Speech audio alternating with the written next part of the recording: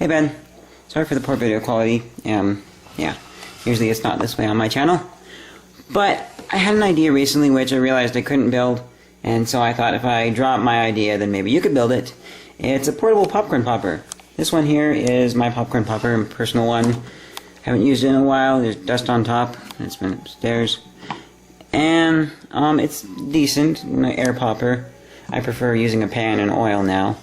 I don't have one of the crank ones, you know. Only thing I didn't really like about this is you pour the seed. This is your measuring cup for the seeds, and then you pour them in here, and you have to kind of scrape them in the middle. I wish it was funneled down, and then you don't have to worry so much about getting blasted with heat. But I'm just going to go over the basic components I noticed when looking at this thing, and then so you know where my build idea is coming from. So take the top off, and this part here is actually removable too, but this won't be on our final design here. So we've got first thing here, we got a little switch to make sure that the top cover's on, safety switch. Then we've got down in there, there we go, down in there we've got some heating wires, heating coils, and then below that would be a fan. There's where it hooks up to the power switch, which has a light in it, a red light in there. And then somewhere in there it's also got some way to tell how hot it is, because I went for quite a while making popcorn one time, and it just, yeah, it had turned off. I had to let it cool down. So anyways, let me show you what I was thinking, taking that and making it portable. And I mean, you could argue, yeah, it already is portable. You can like put it in your car, take it with you to a family event or something, and then make popcorn at somebody else's house. But I'm talking like walking down the street portable, like cell phone portable. So let me just carefully squeeze my chair here and show you what I was thinking. Now I drew the line on this paper because it's not 8.5 by 11, and so I'm probably going to scan in my drawings, include them with the video too. But we only have 8.5 by 11 scanner. So first I'll draw a basic shape here, and then I'll draw different angles with it. So what I'm thinking is to have, let's see here, so we've got like a center portion here, and then there would be a handle coming off of it here, and then maybe like something in the middle so the handle can be collapsible, like a hinge here so you can bend the handle. And the center thing here is going to contain the heating coils and the fan and the main cup for the popcorn. So I guess our cup here has some little flanges on it like that. So there's where main heating everything goes. There's heating coils and fan inside there and everything, and it's all great. So then we got safety switch over here. The power switch is going to be on the handle along with another switch, which I'll explain in a moment. And then we've got some sort of a clear heat-proof pipe. It's going to come up and over like this. Then we're going to have some sort of a swivel joint right here. It's going to come around, come down like this. My original design just involved putting this in some sort of a clear jar or something, so when the corn pops out it goes around the sides of it. But then I realized you might be burning the corn. I mean, that popcorn popper over there does not have it just stay in the unit, it falls out into a bowl. That's why I have a separate container coming along the side here. And then let me just draw another quick view for another thing that's important to demonstrate here. Handle, 2 buttons, stuff inside there, a couple of flanges, and then this part that comes actually like this now. And we draw kind of our joints here like this, and then just for sake of purpose we have this extra piece here. So this is basically what I'm thinking. See if I can zoom in on this now and show you. So what I'm thinking is this. It's pretty basic. I might do some more drawing on here. But so the main unit is like this. The popcorn goes here, it goes up, and when it comes out, it's going to pop and it's going to end up over here into this part so it's not getting more heat. And there will also be some sort of a vent here so that the heat can go out the top and doesn't just keep building up heat in there and burning your corn. Now there's two switches. One switch turns on the heating coils and the fan for making popcorn. The other switch just turns on the fan, so you can quickly cool this down and put it back in your backpack or wherever, however you're carrying it. And so you basically hold it by the handle and walk down while you're making popcorn, and it goes into the storage container over here.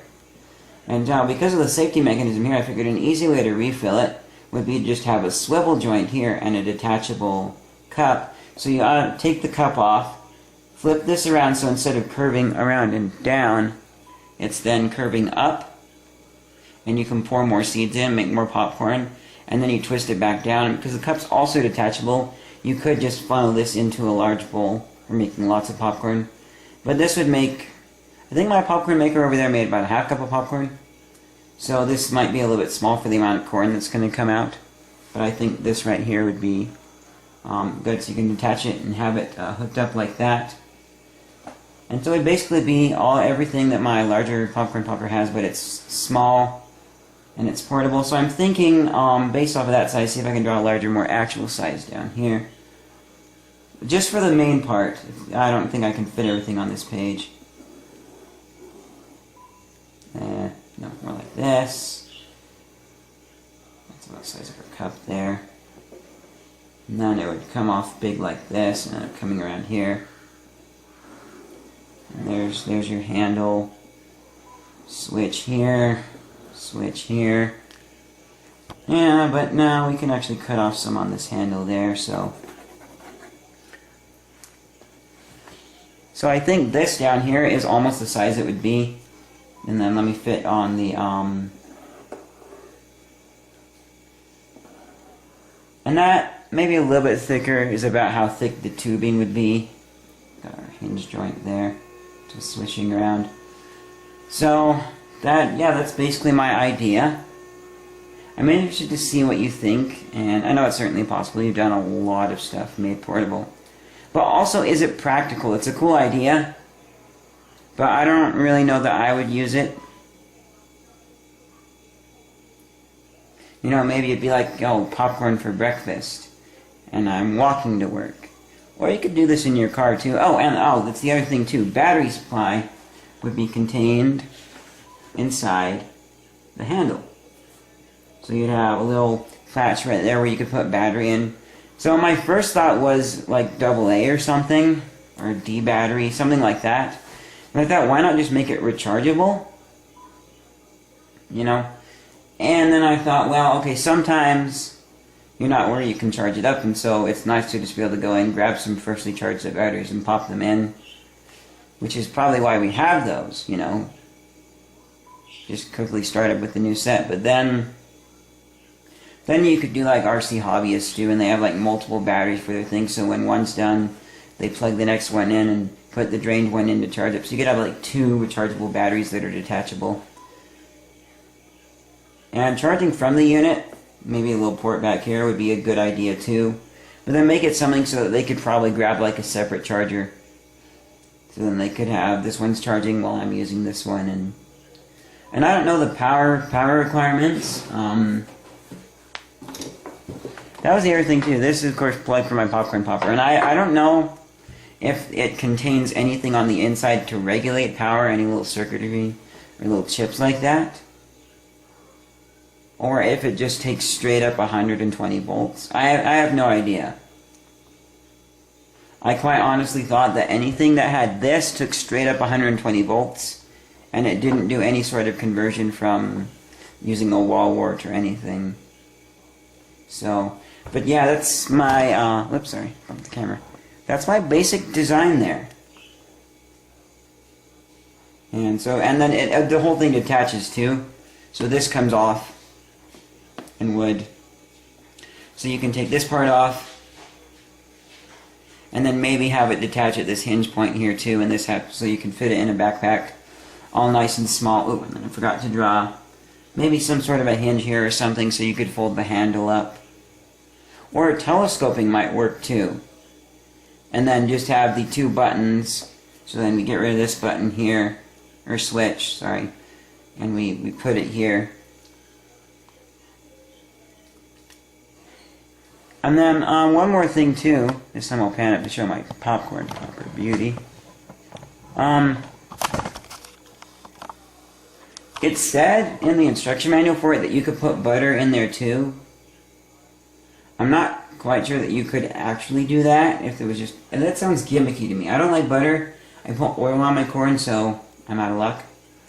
But look back on the inside there. I think it looks to me like if I did put some butter in there, it wouldn't get absorbed by all the corn. It would fall down in and get the inside all icky, and so I was like, wouldn't that happen? And so yeah, I don't like butter, but I wouldn't put butter in there. And so I'm not sure if that's going to be a benefit, or, I kind of imagine that when you're done with this, you would unscrew this cup, you'd pour it into a plastic baggie, and then put your seasonings and stuff in there to keep this relatively clean, so there's not really much cleanup. And there really isn't with a popcorn popper. It blows it all out and keeps itself pretty clean unless you don't use it for a long time. So yeah, thank you for watching this video. And, not necessarily to you, Ben, but just to everybody else that sees this. If you guys like this video, I don't draw designs like this very often. I do other stuff. Check that out and then decide if you want to subscribe. But if you liked it, then yeah, leave a like. Thanks for watching. Bye. Okay. I had one more idea that I thought I would stick on to the end of this because it's simple and I think it's a cool idea. Would be nice. So I've got an Odyssey 2 joystick here, which has the D-sub 9-pin connector on the end here. The cord is short for this thing, so I went down to a surplus sale, and I got myself some serial extender cables. That's when I found out that serial extender cables, or any serial cables, they don't have every single pin wired up. They only have the ones that they need. So if all of them are wired up, the device is using all of them. So, first trip, this one, metal casing with screws, I can unscrew it. And I'm going to take some RCA cables, solder those on here, just the wiring, not the ends. And then, so then I'll have all the wires in the right places, and this will be an extender cable. The other one I got that trip was a plastic one, and I just melted the ends off and I can modify it. I can probably still use the wires from it, but I can't modify it. So then another trip, I found this one with another plastic housing ready to pop open. This one's plastic, I can pop it open and modify it. This one actually has everything wired up, so whatever it was using has everything wired up. So I thought, why not do that with this? I'll make this one so everything's wired up and it's universal. Well, so one thing that might not be so good for doing that is one of my friends said, you might get interference by doing that. The other thing, too, that I realized is it's not completely universal. Because, I'm going to explain about this at the end for those of you who are wondering why I have Odyssey 2, but then I have an Atari joystick because I don't have an Atari. Same 9-pin serial connector, but where everything is different. So if I wanted this to work with the Odyssey 2, other people have done this before, I'd have to go online, I'd have to have the wires not going straight across. They'd have to go to a different pin on the other side, which, I'm not looking to do this idea for myself, I just thought it would be cool. But for me, I'm just going to make them so they work with the Odyssey 2. And partway through, I'll wire it up for this. Talk more about that at the end. So my basic idea here is, so there's our connector. There's our cable coming off. We'll have a box in the middle, probably bigger than the box needs to be, than I want it to be, but I need to be able to show, and I'll probably draw a bigger version in a moment, or just zoom in. There's our connector on. And so what I'm thinking is to make a box in the middle of this cable that would, if it needs power, it would get power from serial coming in, the power coming in. But it basically would be able to convert where the cables at, where the pins actually connect to on the other end. So there would be, let's see,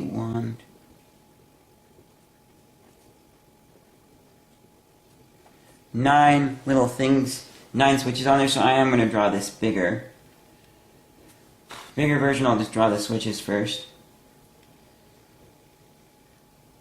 And I'm thinking like maybe the little white switches you sometimes see on things, you know, where you almost have to use like a pen to push it in.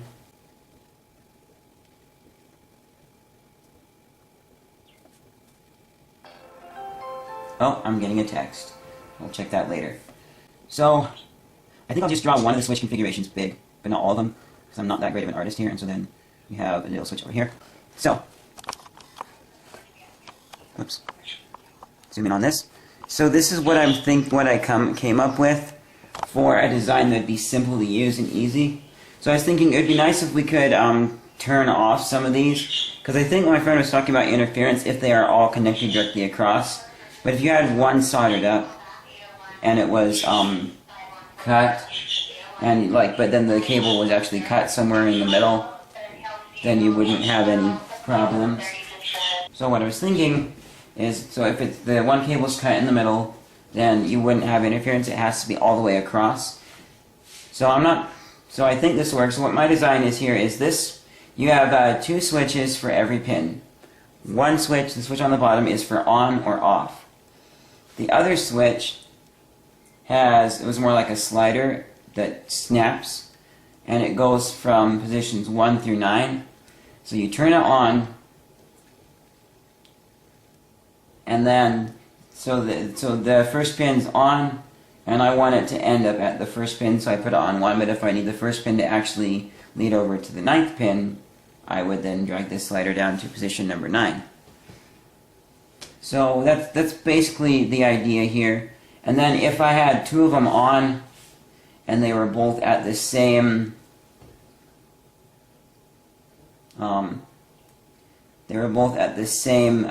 position, like 2 of them were at 1, then if it would cause problems, like maybe electrical hazard with the 2 pins connecting up to the same thing, then, you know, build in some kind of safety, so like the first one that was there is the one that gets it, or it just simply doesn't work at all if you needed that kind of a safety. But that is the basic idea. And at this point, I'm going to explain why I have this when I only have an Odyssey 2, and you don't have to stay for this if you don't want to. But, and this is mainly for fans that know that I have an Odyssey 2, you know, if they see this here. So, I was at the thrift store once, and I saw a package that had 2 of these Atari joysticks, and it had 2 paddle controllers. No, they were the driving controllers, sorry. So, I was like, they look in really, really perfect condition. And so I think I'm going to, you know, I'm 99% positive I could buy these, go online, and sell them for more. And so I sold off the paddles, but I still need to sell these off. But while I have these in my possession, I want to make a cable so they work with the Odyssey and I can try them out. Because, like, look at this. I like the Odyssey 2 controller. It's wonderful. And this is kind of like, is this enough, or is that enough? They're a lot stiffer, more ridiculous to work with, and they feel less stiff than I remember, but I don't really like the feel. So I want to find out exactly how much of movement actually moves the thing. And then I'm going to sell them off, and some of you guys are probably like, what are you doing? That's not a nice idea. Well, to be fair, doing stuff like that where you buy something from a thrift shop and reselling it is only not fair if they have it marked down price on sale. But I paid full price for these things, so they got every penny that they were ever going to get out of them. And so yeah, but that's it. Thank you guys for watching.